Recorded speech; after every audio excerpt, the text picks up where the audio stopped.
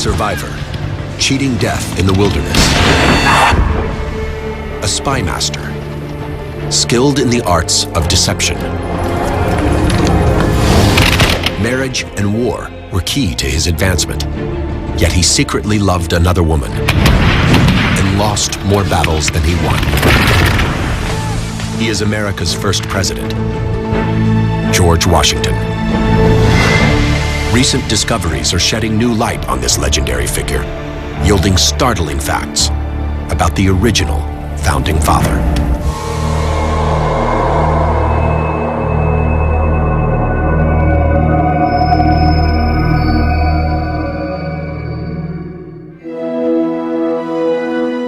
He's as familiar as the face on the dollar bill.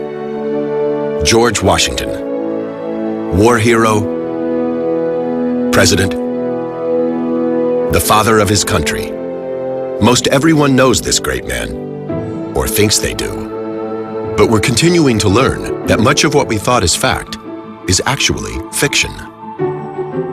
People made up things during and after his lifetime. He went from being a man to an icon.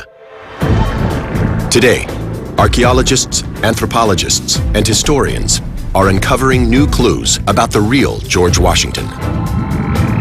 Their high-tech tools and investigative work are peeling back the layers on our first president, shattering long-held beliefs, like his brilliance as a field commander, when in fact, he was only a mediocre tactician.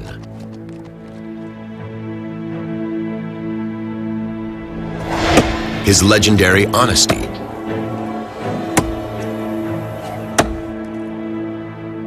when he told a great many lies and smiled as he did so. His passion for freedom versus his pursuit of runaway slaves. And his disregard for glory,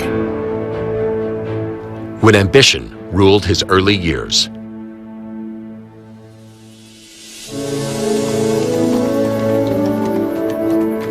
We think of him as colonial aristocracy, but his roots are much more common, for Washington doesn't grow up on the vast Mount Vernon estate he'll later own. His boyhood home lies 40 miles to the south, its exact location a mystery, until now.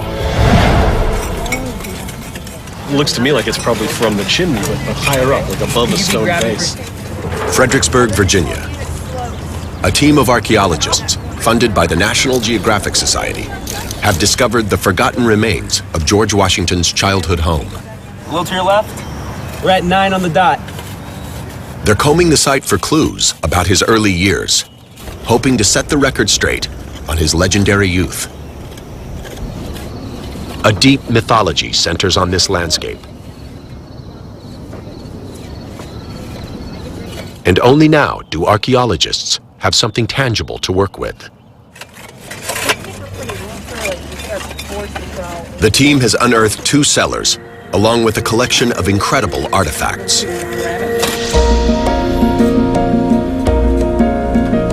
Archaeologists will analyze these finds for years, but the research has already shattered some long-standing myths. Take one common misconception: that Washington's a man born into privilege, only reluctantly accepting the greatness thrust upon him.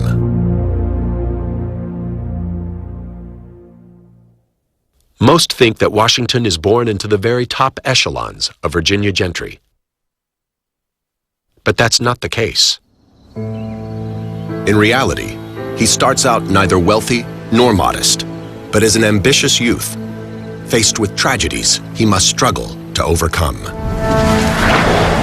Archaeologists working the dig site have found evidence of one of these traumatic events. At first glance, it seems like an ordinary cooking hearth. What's different about this, though, and what caught our eye immediately, was that instead of having the usual amount of domestic debris, animal bones from the cook fire, ceramics, things like that you'd expect to see in something associated with cooking, there was almost none of that. It was very clean. Instead, what we have in large number are fragments of ceiling plaster, and all burned. what that's telling us is that we're looking at something kind of catastrophic. Washington's correspondence hints that a fire struck his childhood home on Christmas Eve, 1740, destroying much of the living quarters.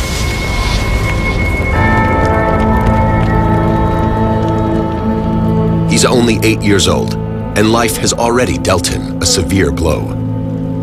But his path to success is soon blocked by a greater obstacle: the death of his father. Washington is devastated by his father's death. Without that man to guide him, he's cast adrift in the world.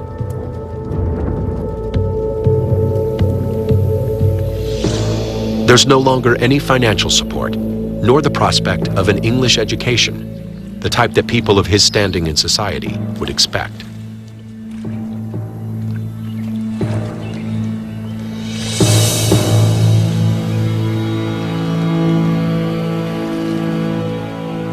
But the young Virginian is determined to create his own destiny. He has a tremendous desire for glory, fame, and to be at the top of the social ladder.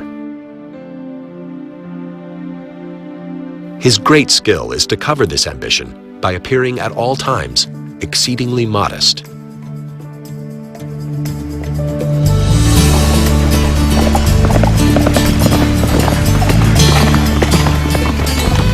At 16, Washington embarks on a bold career path, charting the properties of rich landowners. Surveying is perfectly in line with his ambitions. It allows him to rub elbows with influential families. At the same time, he can scout potential acreage for himself. Even though Washington is thought of as an Eastern planter, he's America's first Western hero. He knows that the future lies to the west.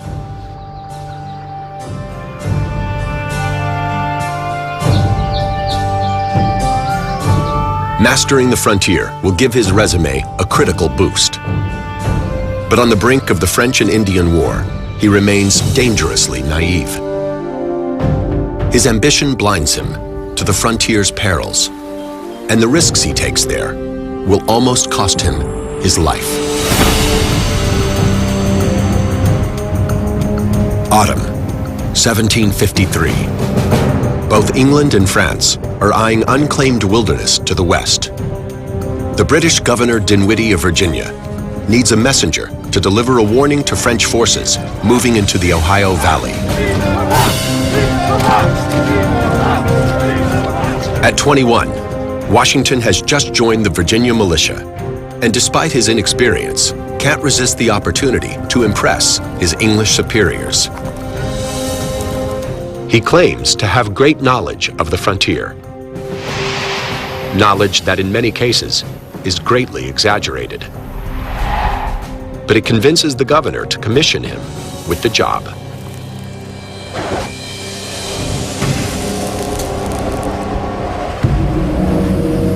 Deep in the Ohio wilderness, Washington meets with the French commander.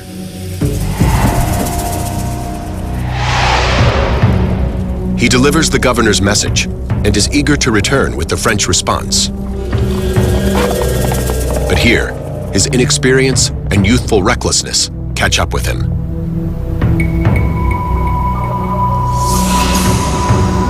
In an effort to make up time, he decides to split up his party, leaving most of the gear behind with his men. He and a guide named Christopher Gist continue alone through the woods with no protection except their own muskets.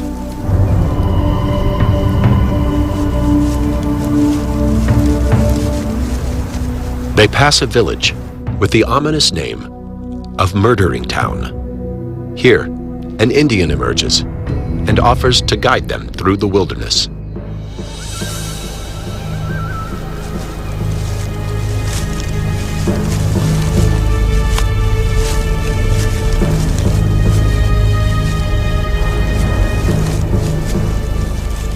The man proceeds ahead, as if he's looking for something.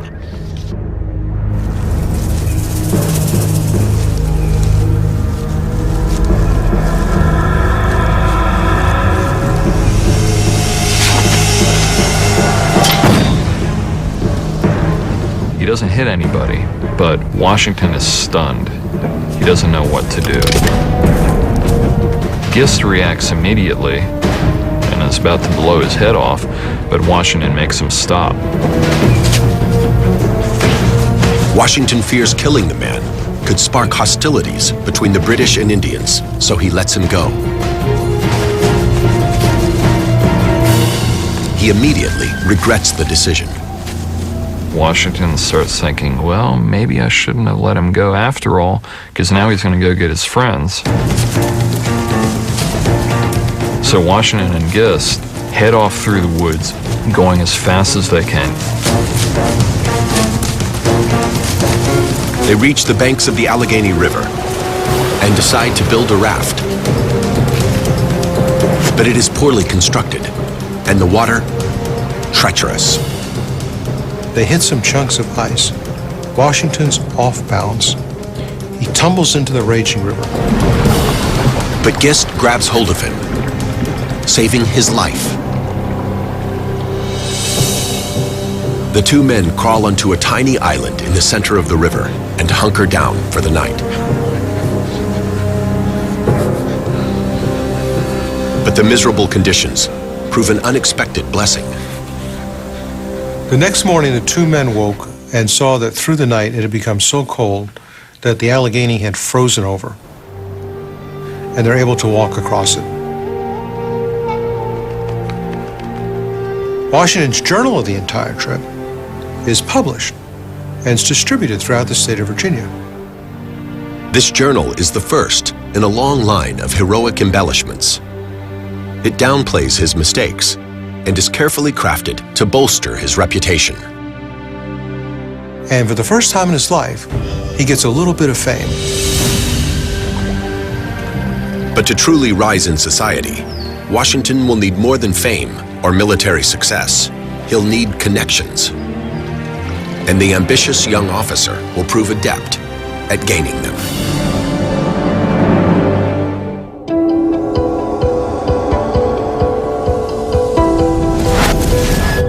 Among the artifacts recently discovered at George Washington's childhood home, one item stands out: an object intimately linked with a secretive order. This is a regular middle 18th century English molded clay pipe. But this one's special because it's got a Masonic crest on the inside. This strange emblem is the sign of the Freemasons, a global fraternity with medieval roots. Washington joins the Fredericksburg Lodge at age 20 and is an active participant. He's attracted to the Masonic philosophy of honesty, moderation, and restraint, taught through the symbolism of masonry tools. But the fraternity also opens new doors for him, allowing access to higher levels of society. He continues his networking through the Virginia militia, where he's presented with another vehicle for advancement: war. Today, George Washington is renowned as a fearless leader and brilliant military tactician. Some of that is true. His courage and bravery live up to the myth. Most of us are afraid of dying. Washington seemed to be unique in the sense that he faced death a number of times with a calmness that most people would look at as almost otherworldly.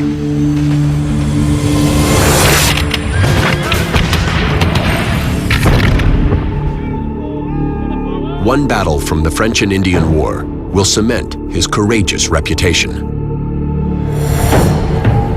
July 9th, 1755.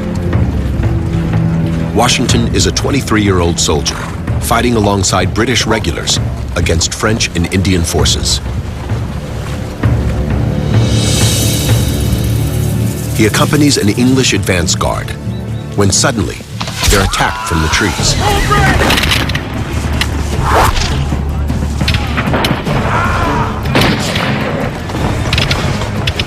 The fighting is close quarters.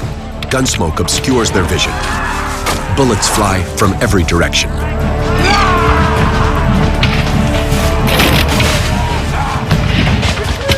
is a massacre. The British commander, General Braddock, is mortally wounded. His troops panic and scatter. By the end of the day, every single officer is either dead or wounded, except for Washington. He has bullets going through his jacket. He has a bullet going through his hat. He has horses shot out from under him, but miraculously, he remains unhurt. Under fire, he bravely takes command and leads the remaining soldiers out of harm's way. The incident gives rise to a legend that he is protected by the Great Spirit and will never die in battle.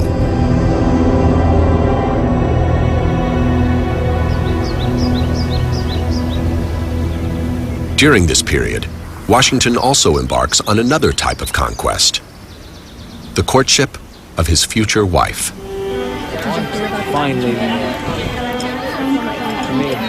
But even here, his passions are bound by his ambition.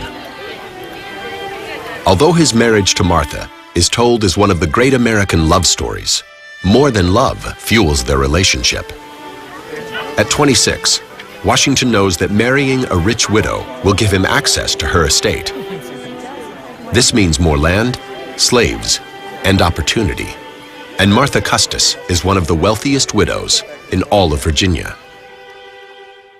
Remember, Washington is not in the top echelons of Virginia planners. His marriage to Martha will put him in the very top category. There's no question her wealth is one of the really appealing aspects, but Martha is a very appealing figure in other ways. She scores high on her personality and on her physical attractiveness. She's a good catch. Pursuing Martha makes financial sense for Washington. But some historians believe that even while he courts her, his heart is pulled in a different direction. George Washington was infatuated with his best friend's wife, Sally Fairfax, George Fairfax's wife. She was beautiful. She was a gorgeous woman. And she flirted with George Washington in person, in letters. And she had him in her snares. Historians have uncovered a secret note he sent to Sally that reveals his more passionate side. In the letter, he says, "You have drawn me," and warns that the world has no business to know the object of my love. And he suddenly had to know the one thing that mattered the most to this poor guy at this point. Do you really love me? Do you love me at all? Apparently she treated it like it was a joke. Washington's love for Sally goes unrequited. His feelings for Martha, however, soon deepen. Over time, this marriage of convenience turns into a marriage of genuine love and affection. Washington has finally found his life partner, and at the same time, gained control over 17,000 new acres of land.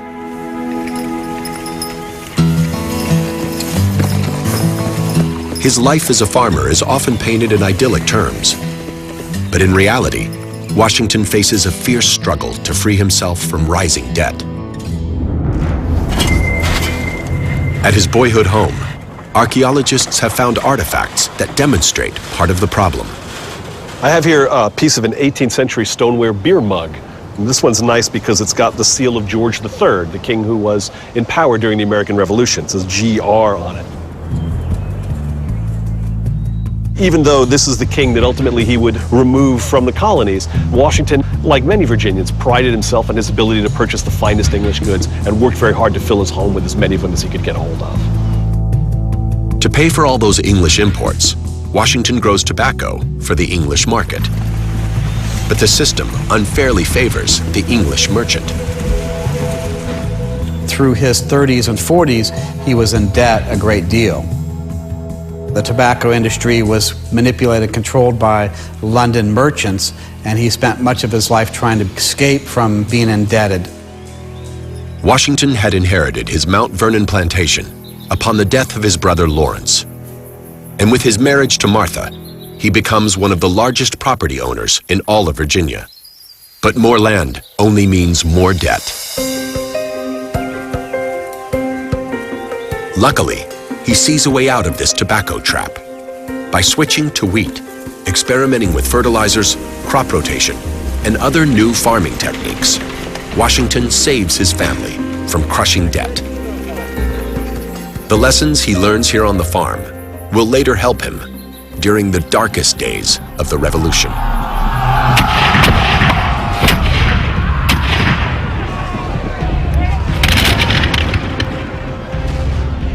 We think of Washington as a great general because in the end, he wins the war.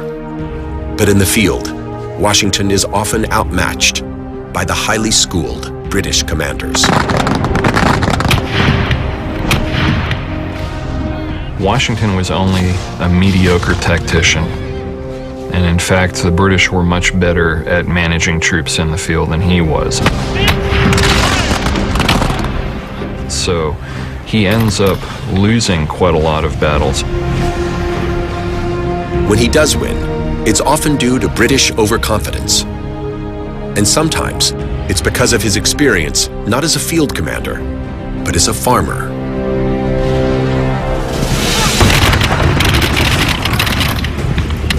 December 26th, 1776. On the verge of total defeat, Washington crosses the Delaware River and takes Trenton, New Jersey, a much-needed victory. But the British still hold New York City and have amassed a staggering army of 30,000 men. The English commander, General Cornwallis, moves his larger force within striking distance of Washington's meager army. Lord Cornwallis decided, my men are tired, they've been marching all day, I'll attack in the morning and wipe up the landscape with this guy. Weather conditions have Washington and his army pinned down with no chance of escape. It had become very warm. All the roads and the fields had turned to mud. He couldn't move his army. His cannon didn't move, his wagons didn't move, he was stuck. With the British noose tightening around his army, Washington turns to his rural roots. His knowledge as a farmer saved the Revolution that night. He knew from winds that were blowing in their direction that a frost was on its way. And at some time after midnight, the frost would arrive. And when it did, it would harden the mud, enabling them to evacuate.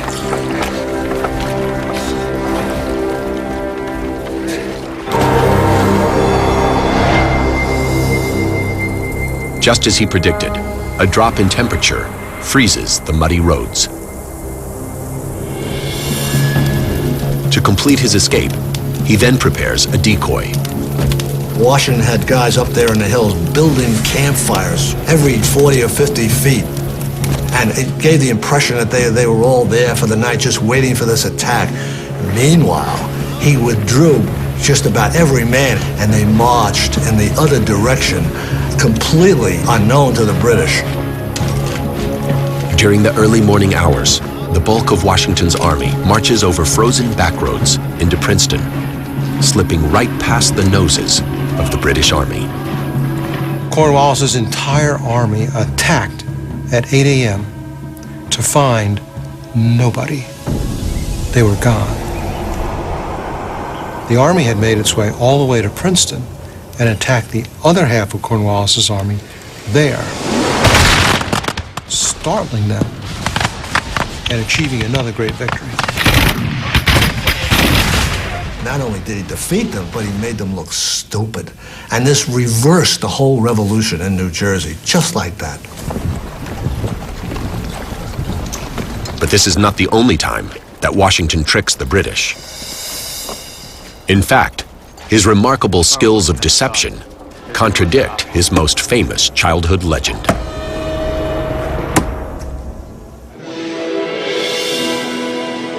George Washington is often seen as a man above deceptive practices, too honest and principled to get his hands dirty.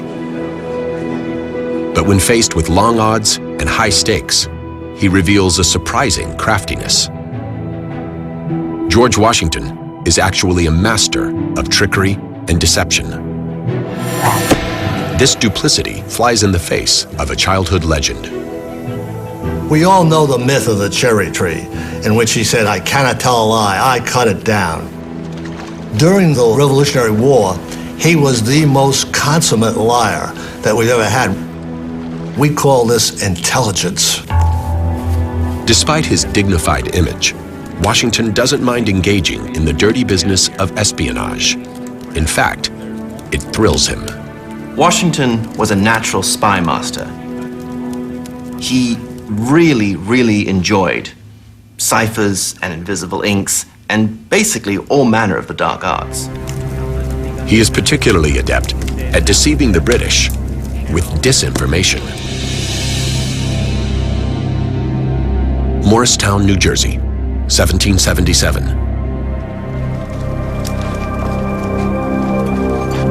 During a winter encampment, Washington's army shrinks to a few thousand men. Most have left after serving their enlistment. Others have deserted. A major confrontation with English forces now would be disastrous. So Washington comes up with a plan. He knows the British expect him to exaggerate his army size, so he baits them by reporting his forces at 40,000. And the British knew he didn't have 40,000 men. That's an enormous army. They thought he had very few men, less than 2,000 to be sure. So what Washington needed to do is to create the image in their mind through disinformation that his army was a lot bigger than it was. He hopes his first lie will give credence to a second one. Washington painstakingly writes out new summaries, inventorying troop supplies, artillery, and ammunition caches. These fake papers give the impression he's got 9,000 men, a much more believable number. He allows these papers to fall into the hands of a known British spy. The spy then goes back to General Howe in New York and says he's got 8,000 or 9,000 men, X number of cannon, X number of horses, all of which is quadruple the size of his actual army. It's too many men to attack him. So the British don't. And they sit the entire winter in New York, never attacking this phantom army that he made up. Disinformation isn't the only trick Washington uses to fool the British. He relies on several ingenious techniques to keep his correspondence secret. The simplest method is an alphanumeric cipher.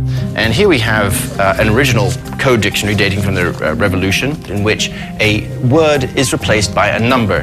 Here you have New York, 727. You have George Washington, 711. Now here's an actual letter, again from the Revolution, where one spy is writing to another. For the future, every 356 must be 691 with the 286 received. Now translated, that stands for the future, every letter must be written with the ink received. In the 18th century, the most common invisible inks are made of organic liquids, such as lemon juice. They are made visible by exposing the message to heat. Now the problem with this technique was that it was the world's worst kept secret. Everybody knew it, including, of course, the British. Now a more advanced type of ink was soon brought to Washington's attention, and that was a type of ink where you would write it in one chemical solution, but you would reveal it by swabbing a different chemical solution over it. Washington personally oversees these methods of spycraft, taking a keen interest in their development. He uses these techniques to communicate with a vast network of spies who feed him information on British movements. We have to remember that in the 18th century there were no intelligence bureaucracies like the CIA or the NSA or MI6. There were no instruction manuals. Washington was both a natural spy master and a quick learner. He understood the practice of espionage or intelligence gathering quite naturally. Throughout the Revolutionary War, Washington places spies up and down the eastern seaboard. but he needs them most in the British stronghold of New York City.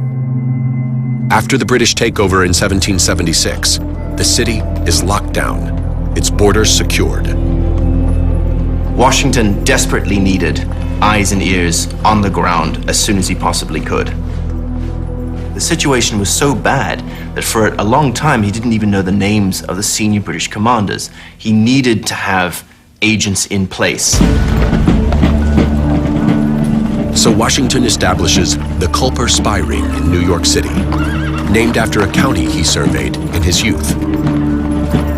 This motley crew of civilians passes dozens of messages to him throughout the war.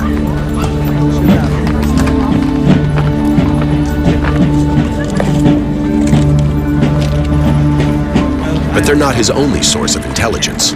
He also creates double agents.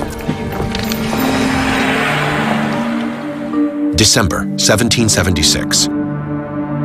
After losing New York City, morale is at an all-time low. To inspire hope, Washington plans on taking Trenton, New Jersey, but he'll need intelligence first.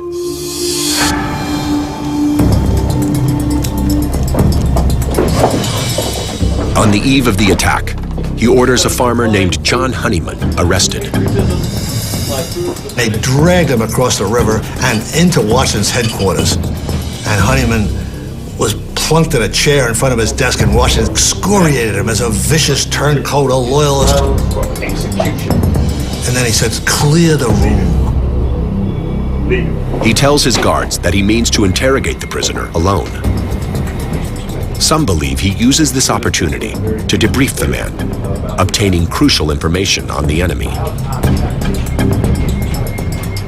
Washington knows everything he needs to know to attack the next night. And then he calls back to his guards and he puts them in the guardhouse. He says, "I'll hang him in the morning. He won't confess. He's worthless, this and that, and so forth." But nobody knows he's given Honeyman the key to the guardhouse. Honeyman escapes across the Delaware River, where he tells the enemy that Washington's troops aren't ready to fight. But in truth, the battle is only moments away. On Christmas 1776, Washington crosses the Delaware, catches the enemy off guard, and easily defeats them. It's one of the great victories that Washington pulled off. It rescued the Revolution. And he did it by telling a few lies. To gain the upper hand, Washington won't hesitate at deceiving the British. But some historians suspect he'd even go behind the backs of Congress to achieve his goals. Early in the war, when his army is forced to abandon New York, Washington proposes they burn the city to the ground. He'd rather see it destroyed than providing shelter to the British. But the New York government, as well as the Congress, immediately said, no, you can't do that. That would be terrible. And Washington said, okay, well, we won't burn it. However, a few days after his evacuation, the city catches on fire. As the British go through the city fighting the blaze, they are surprised by who they encounter. They find Americans running around setting fires. Some militia, some soldiers, some civilians who are doing so under orders. Washington obviously gave the order to a subordinate, but then said, "Don't tell me when you're going to do it or how." But he knew the whole story. By entering the shadowy world of espionage and deception, Washington reveals his more devious side. He's willing to blur ethical lines for a higher cause. But during his life, he faces an even greater moral dilemma. One that will test the boundaries of his passion for freedom.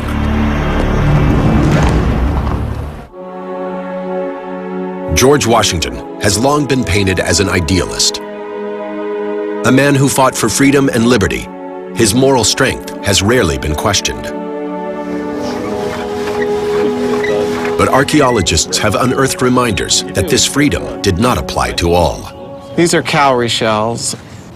They're not found locally, they're found in Africa and in the Caribbean, and they're very important to people of Africa.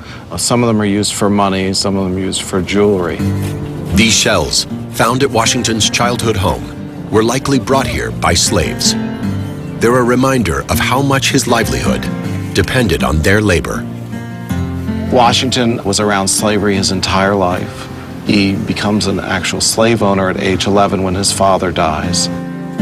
He'll continue to acquire slaves into his adulthood.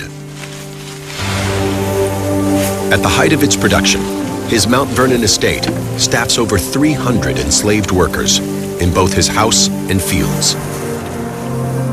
Washington expected his slaves to work 6 days a week from sunup to sundown. As he put it, I expect to reap the benefits of the labor myself. Even as president, he brings a contingent of slaves to Philadelphia, the current seat of government. They are held at the Executive Mansion, a precursor of today's White House. Recently, a team of archaeologists began excavating the site. What they found there surprised even them. I'm now standing at what would have been the entrance of an underground hallway or passage that would have been used primarily by servants and slaves. And it would have served to allow them access to the work areas in those two buildings and to keep them out of sight. This unknown passageway and other discoveries at the dig site have drawn new attention to Washington's relationship with slavery. In 1780, Pennsylvania passes the Gradual Abolition Act, which demands that slaves kept for more than 6 months must be freed. Washington skirts this law by illegally shuttling individuals back and forth across state lines.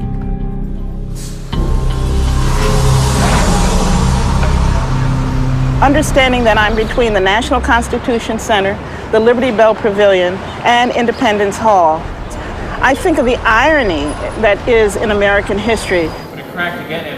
In the center of it all, we had George Washington with 9 enslaved Africans here working and toiling at the same time that this new nation was working out the precepts of liberty and freedom. But some of his slaves seek this freedom on their own by running away from captivity. Perhaps the most famous runaway slave was a seamstress by the name of Ona Judge, who was one of Martha's slaves. Ona learns that she is going to be given to one of Martha Washington's granddaughters. This means separation from her friends and family.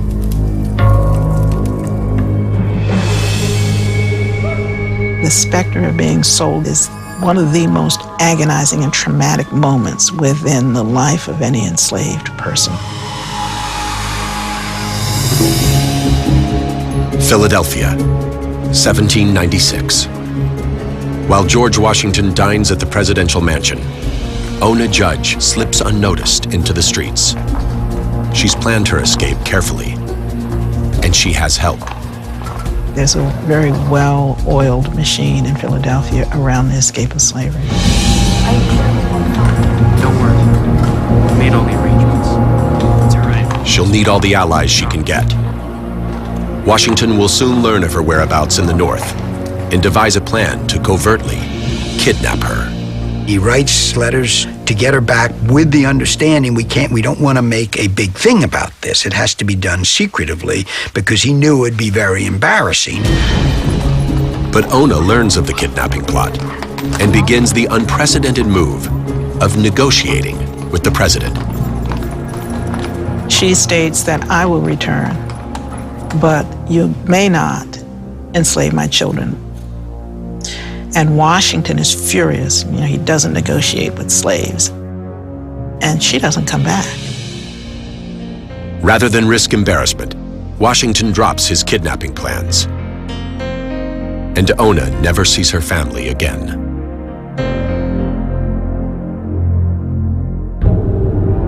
Throughout his life, Washington did nothing to abolish the institution of slavery. But upon his death, he makes one final gesture. Washington is deeply concerned with his image in history. He desires secular immortality.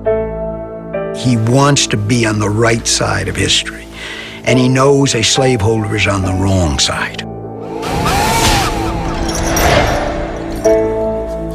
He tackles this in his final document, his long will that he writes by himself. In this document, he decrees that all his slaves be freed and provided with education. But there's a catch. The orders are to be carried out only after the death of his wife. However, Martha is now worried that the slaves have a vested interest in her death, so she frees them early.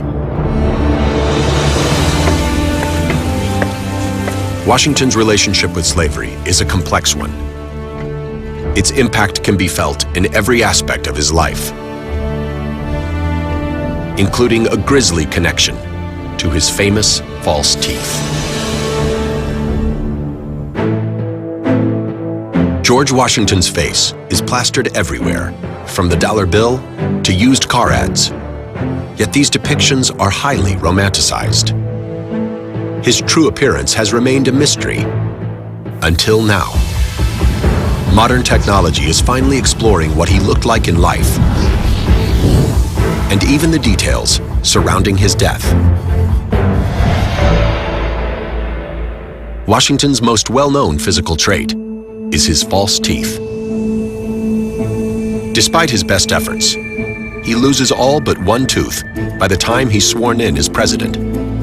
His famous wooden teeth are the stuff of legend. But contrary to popular belief, they aren't made of wood at all. He has several dentures constructed from ivory, cow, and even human teeth. Washington bought some teeth from his slaves. It is a grisly fact that he did this. It kind of gives you an image of slavery that we don't think about.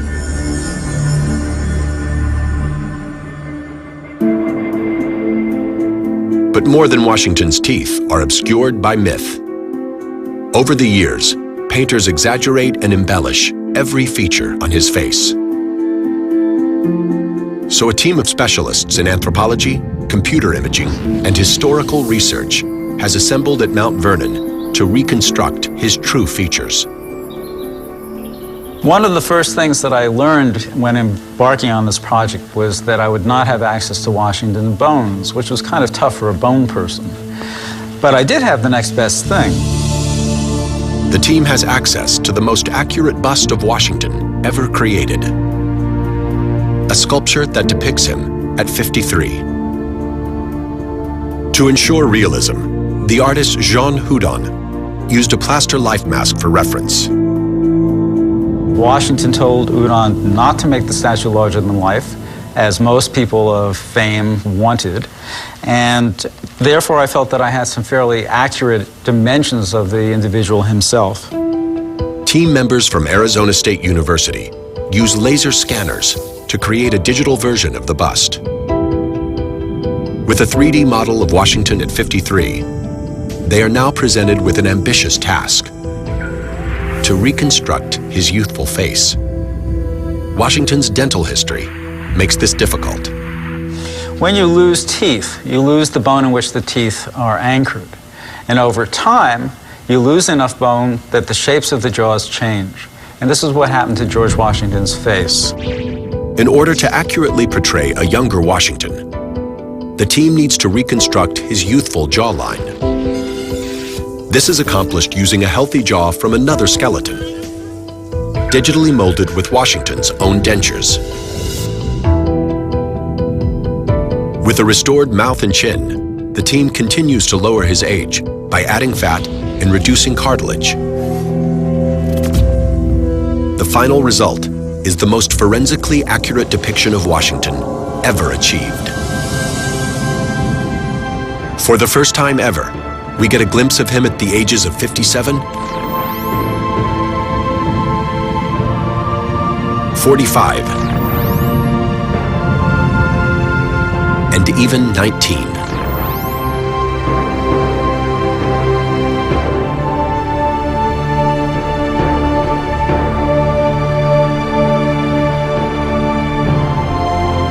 In life, Washington is a powerful figure, enduring countless hardships. But the greatest test of his strength and fortitude comes during his final hours.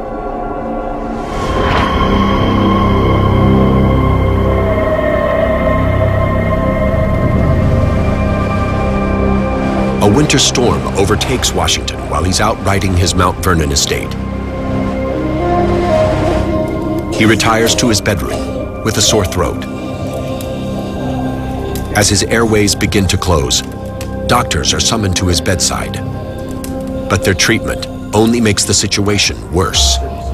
The most surprising thing about Washington's death, I think that many people don't realize, is that it was a terribly painful and awful death. The Masonic Memorial in Alexandria, Virginia, holds a collection of the actual medical devices used to treat him on his deathbed.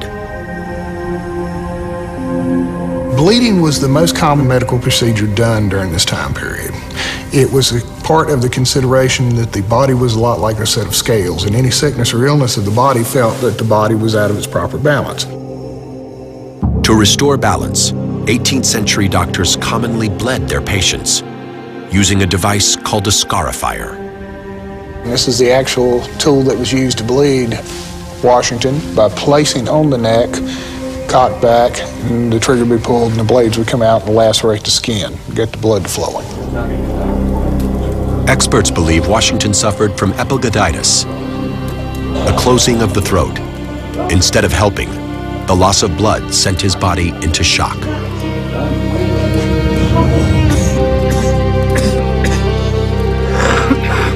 He dies late that evening, with his wife Martha by his side.